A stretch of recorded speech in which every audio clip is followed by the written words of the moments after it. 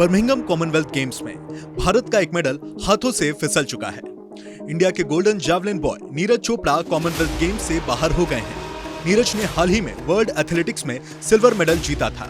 उनसे Commonwealth games में भी इतिहास रचने की उम्मीदें थी, लेकिन अब वो इससे बाहर हो गए हैं। टोक्यो ओलंपिक 2022 में गोल्ड मेडल जीतने वाले नीरज चोपड़ा को ग्रोइन इंजरी हुई है।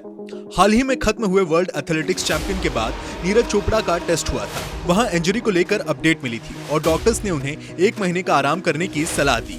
यही वजह रही कि नीरज चोपड़ा का कॉमनवेल्थ गेम्स 2022 में हिस्सा लेना मुश्किल हो गया है। अमेरिका में वर्ल्ड एथलेटिक्स चैंपियनशिप के फाइनल इवेंट में नीरज चोपड़ा ने 88.13 मीटर का भाला फेंक सिल्वर मेडल भेदा था। 2003 के बाद ये पहली बार हुआ जब किसी भारतीय प्लेयर ने इस चैंपियनशिप में कोई मेडल जीता हो। नीरज को इसी फाइनल इवेंट के दौरान चोट लगी थी, तब उन्होंने पट्टी बांधकर अपनी थ्रो पूरी की थी। आपने वीडियोस और फोटोज में भी देखा होगा कि नीरज कमर पर पट्टी बांधकर ये थ्रो पूरा कर रहे थे। इवेंट के बाद ही नीरज चोपड़ा का MRI स्कैन हुआ।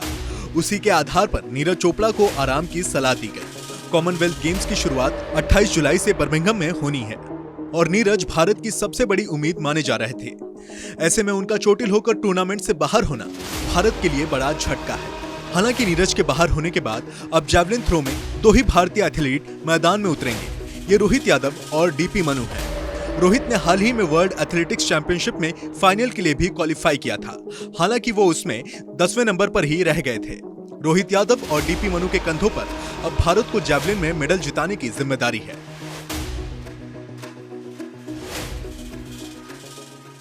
रोजाना आपसे मुलाकात करने आते हैं, क्रिकेट की हर खबर सबसे तेज सबसे पहले दिखाते हैं।